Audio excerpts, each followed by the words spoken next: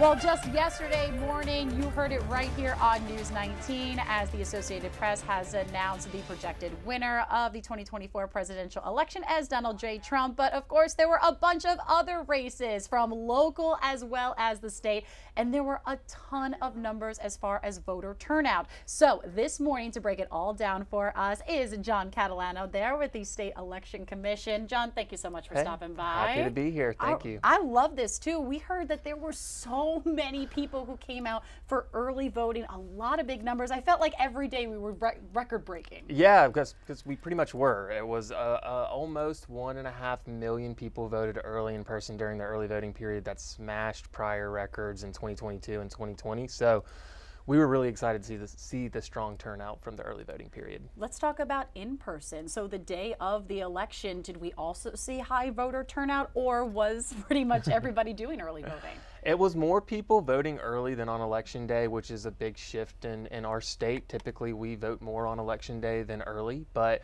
more people early this time. Election day was still very busy. We had close to 1 million voters turn out on the one day of election day, just under it, but high turnout across the board. Let's also talk about how hard your team has worked countless months to kind of get to what happened yesterday. Talk a little bit about the process, and of course, did everything run smoothly? Yeah, well, the work for this election really started the day after the last election in 2022. Wow. We've been preparing for this for almost 2 years now, and it paid off because election day, early voting, absentee voting, it went smoothly overall across the state. So voting was conducted accurately, securely, and smoothly, and we really couldn't ask for much more. Go ahead and talk about kind of that certification process now. So what does that look like? Yeah, so a lot of people they're done with election day because voting's over for them and they're starting to see unofficial results, but there's a lot of work that election officials have to do to make the results official. So that starts at the county level on Friday.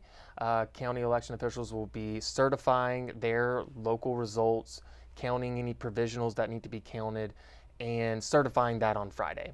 Before they even do that, though, I should mention that they're required to do hand count audits of the ballots. So that the State Election Commission, we instruct counties to hand count the paper ballots in certain precincts and offices to ensure that the vote totals on the paper ballots match the electronic count that comes from the voting system. So that's being done on Wednesday and Thursday before certification, before results are official.